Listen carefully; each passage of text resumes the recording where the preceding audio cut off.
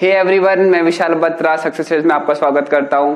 जैसा कि हमने फर्स्ट पार्ट में देखा कि Tn equals to A plus N minus one into D, और इस पार्ट में हम इस फॉर्मूले पर वर्क करेंगे Sn equals to N by two A plus N minus one into D.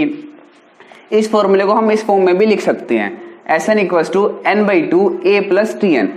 Tn इसलिए लिख दिया हमने इसको, इस फॉर्मूले को ब्रेक कर जब हम करेंगे यहाँ पर n बाई टू ए को ब्रेक करेंगे हम a प्लस ए में into N minus one D as it is रहा। ये a plus N minus one into D, ये यहाँ से ये वाली टर्म हमने देखा कि Tn पढ़ते हुए आए हैं तो हमने इसको Tn लिख दिया। तो ये वाला फॉर्मूला और ये वाला फॉर्मूला सेम है, बस हमने इसको टर्म को तोड़कर डिफाइन कर ये लिख दिया कि Sn equals to N by two A plus Tn, जिसका हम आने वाले क्वेश्चनों में यूज करेंगे।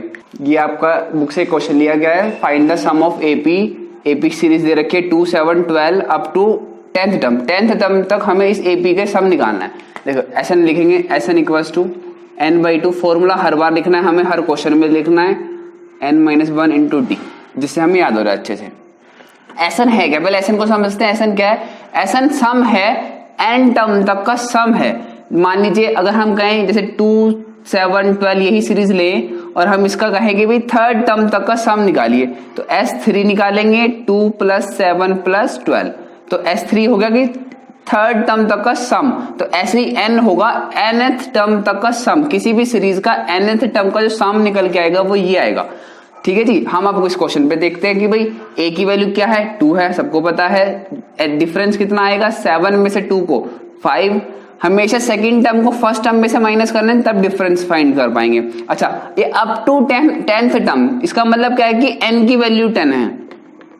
ये वैल्यूज इन क्वेश्चन में पुट करते हैं। S10 फाइंड करना था, इसने बोला अप टू 10th टर्म, मतलब इस सीरीज का 10th टर्म तक का सम निकाला है, इसका मतलब S10 फाइंड करना है।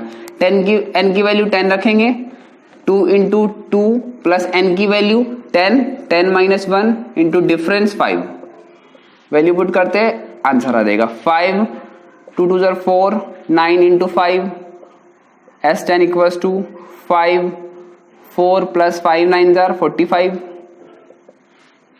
Sn equals to 5 into 49 equals to, इसकी मल्टीप्लाई करेंगे 245। बहुत ही सिंपल क्वेश्चन था, कुछ नहीं था इस क्वेश्चन में। Sn का फॉर्मूला आपको मैंने बता दिया कि Sn क्या होता है, A आपको मैंने बताया हुआ है, N आपको बताया हुआ है, D आपको बताया हुआ है। ठीक है जी, ये क्वेश्चन है। आइए क्वेश्चन नंबर 2 देखते हैं। इसमें अब आपको एपी ना देकर इन्होंने सीधा सीधा लिख दिया कि कोई ये टर्म्स हैं, इनके बीच में एडिशन का साइन लगा दिया। इसका मतलब क्या है कि इन टर्म्स का सम निकालना है। देखते हैं, देखो इस टर्म का सम निकालने का मतलब Sn ही निकालना है। अब इसमें कोई सीरीज ना देकर इन्होंने टर्म्स ही डिफाइन कर दी कि ये टर्म्स हैं। Sn equals to N by two A plus N minus one into D, यही फॉर्मूला यूज करना है सम में।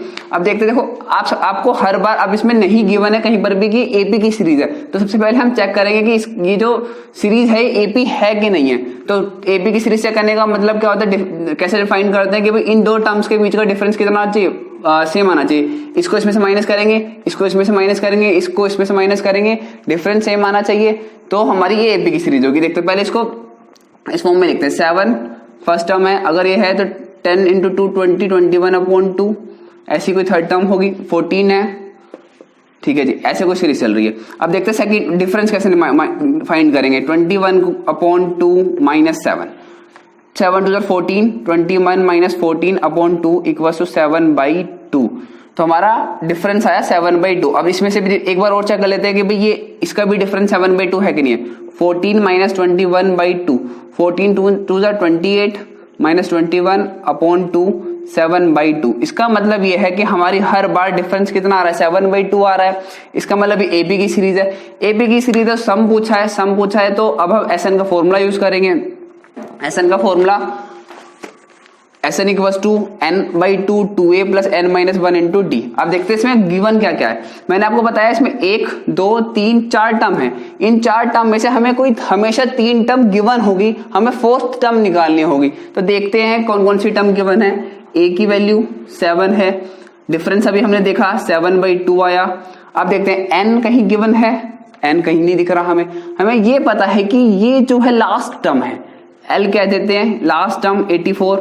इसी को हम Tn भी बोलते हैं। Tn हमारे पास आ गया 84। अब हम इस Tn की वैल्यू से हम n फाइंड करते हैं, क्योंकि हमारे पास अभी इस बार n नहीं दिया बना है। हम यहाँ से Tn इक्वल्स टू से हम फाइंड करेंगे n की वैल्यू। Tn का फॉर्मूला क्या होता है, a plus n minus 1 into D. Tn equals to हमें गिवन है 84, a की वैल्यू हमें गिवन है 7 प्लस n की वैल्यू हमें नहीं पता, हम एज इट इज रहने देंगे। d की वैल्यू कितनी है 7/2। 7/2 पहले 84 में से 7 माइनस करेंगे, 7 सॉरी यहाँ n ही रहेगा, n माइनस 1, ठीक है जी, n माइनस 1 इंटू 7/2। 84 में से 7 जाएंगे 77 equals to n minus 1 into 7/2। 7 से इसे कट करेंगे 11 टाइम, 2 की इधर मल्टीप्लाई करेंगे 22, n minus 1 equals to 23। n की वैल्यू जो हमारे पास आई 23 आई है। तो हम यहाँ से देख सकते हैं n की वैल्यू 23 है, ठीक है जी। अब हमारे पास n भी आ गया। तो हमारे पास इस 4 टर्म में से 3 टर्म गिवन हो गई हैं, हमें चौथी टर्म निकालनी है।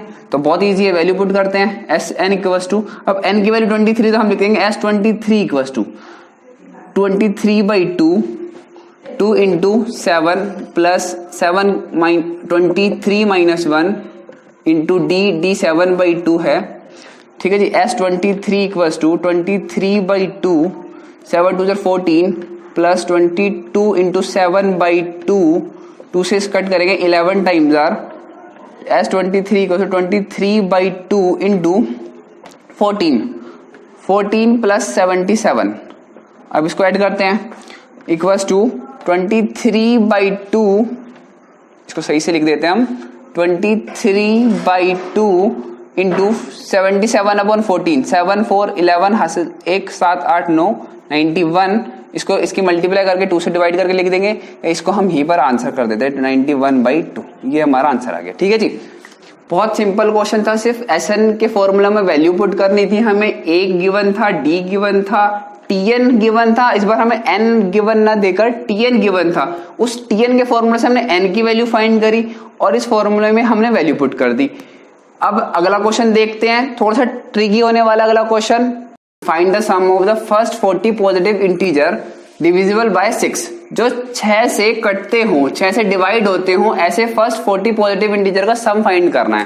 फॉर्मूला हमें यही निकालना है, Sn equals to n/2 2a plus n minus 1 into D. यही फॉर्मूला लगाना है बस। अब इसमें हमें टर्म्स ढूंढनी कौन कौन सी हैं, a n d, ये 3 टर्म ढूंढनी है और Sn फाइंड करना है, सम फाइंड करना है, इसका मतलब Sn फाइंड करना है। तो देखते हैं, उसने बोला फर्स्ट 40 पॉजिटिव इंटीजर। एक चीज बताइए कि 6 से कटने वाला, 6 से डिवाइड होने वाला पहला पॉजिटिव इंटीजर कौन सा होगा, 6 ही होगा। दूसरा पॉजिटिव इंटीजर कौन सा होगा, 12 होगा। थर्ड पॉजिटिव इंटीजर कौन सा होगा, 18 होगा। इसका मतलब ये सीरीज जो चल रही है इसी फॉर्म में चल रही है। अच्छा, अब देखते हैं n की वैल्यू कितनी है, 40 पॉजिटिव इंटीजर है, तो इसका मतलब 40th टर्म तक जो सी सम आएगी उसका सम निकालना है। तो a की वैल्यू अगर हम देखें 6 है, डिफरेंस फाइंड करें तब 6 है, और n कितना दे रखा है 40। फर्स्ट 40 पॉजिटिव इंटीजर निकालना है, तो n की वैल्यू 40 है, a की वैल्यू 6 है, d की वैल्यू 6 है, हमें Sn फाइंड करना है। तो हम इस फॉर्मूले में वैल्यू पुट करते हैं। S 40 फाइंड करना है हमने, n की वैल्यू 40 है, 40/2 2 इंटू a की वैल्यू हमारे पास 6 है, प्लस n की value 40 minus 1 39 into D, 40 minus 1 into D की वैल्यू हमारे पास 6 है, वैल्यू पुट करते हैं 20, ये से 20 टाइम कट जाएगा, 6 2 12 plus 40 minus 1 39 into 6, 20 into 12 plus 39 की 6 में मल्टीप्लाई करते हैं, ऐसे मल्टीप्लाई करते हैं, 40 माइनस 1 इंटू 6, 4 6 24 माइनस 6, तो इसको इसमें से माइनस करेंगे 234 आएगा, 234। अब इसको ऐड करेंगे, हमारा आंसर आ जाएगा। 234 को 12 ऐड करके 20 से मल्टीप्लाई कर देंगे और हमारा आंसर फाइंड हो जाएगा यहीं पर, ठीक है जी। नेक्स्ट क्वेश्चन देखते हैं, how many term of the AP 9 17 up to n must be taken to give a sum of 366 636। तो इस बार हमें गिवन है Sn, किसी भी एपी का एसएन गिवन है, सम गिवन है, तो 636 इस एपी का सम हो गया, ए की वैल्यू गिवन है 9, डिफरेंस गिवन है, डिफरेंस हमने फाइंड करना है 17 को 9 में से माइनस कर सेकेंड टर्म को फर्स्ट टर्म में से माइनस करेंगे 8 आएगा। और हमारे पास देखिए मैंने आपको बताया इस फॉर्मूले में हमारे पास 4 चीज होंगी, 4 वेरिएबल होंगे, उसमें से 3 हमें हमेशा गिवन होंगे, फोर्थ टर्म हमें निकालनी होगी। तो देखिए 1 2 3 हमें गिवन है, इस बार n फाइंड करना है, तो अब इस इन 3 टर्म की वैल्यू इसमें रखनी है और एक n की वैल्यू फाइंड करते हैं। 636 n की हमें वैल्यू नहीं पता, 2 इंटू a की वैल्यू हमारे पास 9 है, प्लस n की वैल्यू हमें नहीं पता, d की वैल्यू 8 है, 636 की 2 में मल्टीप्लाई करते हैं, n एज इट इज रहेगा, 9 2 18 प्लस 8n माइनस के 8, 636 की 2 में मल्टीप्लाई करेंगे, 6 2 12 कैरी, 3 2 6 7, 6 2 12, ये इसकी मल्टीप्लाई कर आएगा 18। इस ब्रैकेट को सॉल्व कर लेते हैं पहले, n 18 में से 8 माइनस करेंगे 10 प्लस के 8n, इसकी इसमें मल्टीप्लाई करते हैं, क्वाड्रेटिक इक्वेशन फॉर्म होगी, जो क्वाड्रेटिक इक्वेशन फॉर्म होगी वो ये होगी 1272 equals to n 10n plus 8n square. इस क्वाड्रेटिक इक्वेशन को सॉल्व करना है हमने, 8n स्क्वायर प्लस के 10n माइनस के 1272, ये प्लस का इधर आकर माइनस का हो रहेगा इक्वल्स टू 0। देखिए अब एक 2 डिग्री की एक क्वाड्रेटिक इक्वेशन फॉर्म हो गई है, जिसमें से n की वैल्यू हमारे पास 2 आएंगी, जोन सी n की वैल्यू पॉजिटिव होगी वो इस क्वेश्चन का आंसर हो जाएगा। आइए एक और क्वेश्चन को डिस्कस करते हैं, ये थोड़ा डिफरेंट क्वेश्चन है।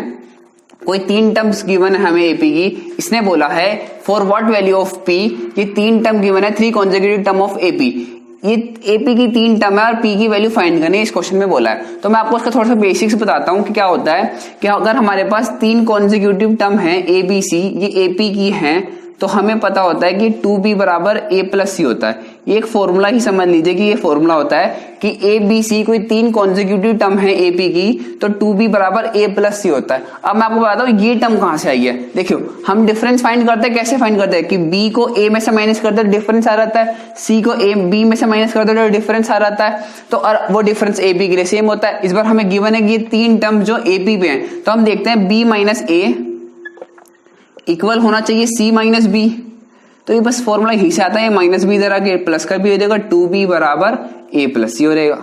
तो ये फॉर्मूला यहां से बनकर आया, इस फॉर्मूले का बेसिक्स हो गया। अब इस क्वेश्चन पे हम इस फॉर्मूले को अप्लाई करते हैं, अप्लाई करके देखते हैं कि कोई 3 टर्म है a b c और ये 3 कॉन्सेक्यूटिव टर्म है, हमें p की वैल्यू फाइंड करनी है। अगर जब भी आपको ये दिखे कि कोई 3 कॉन्सेक्यूटिव टर्म है ap की, आपको तुरंत दिमाग में इमेज बननी चाहिए 2b बराबर a प्लस सी। तो देखते हैं इसकी कंपैरिजन करते हैं, a ये है, b ये है, c है, सिर्फ फॉर्मूला में वैल्यू पुट करते हैं। 2 इंटू 13 इक्वल्स टू a की value 2p plus 1 plus c की वैल्यू 5p माइनस 3।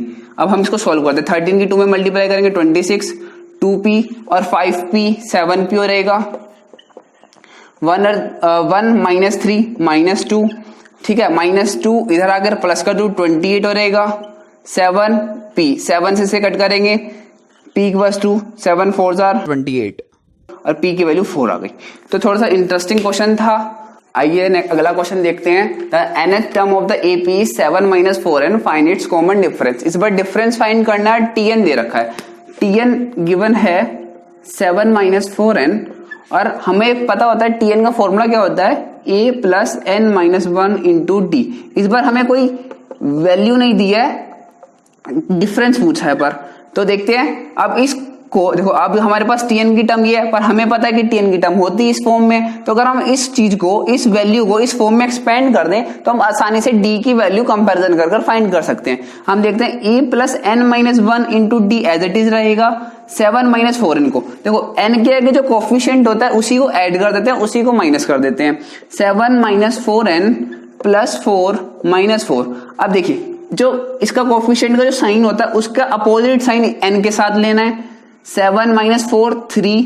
अब देखिए माइनस अगर हम 4 कॉमन लेते हैं तो क्या बचता है, माइनस को 4 कॉमन लेंगे तो n माइनस 1 बचेगा। अब देखो कुछ इस टाइप की फॉर्म बनती हुई नजर आ रही होगी आपको, कुछ इस तरह से।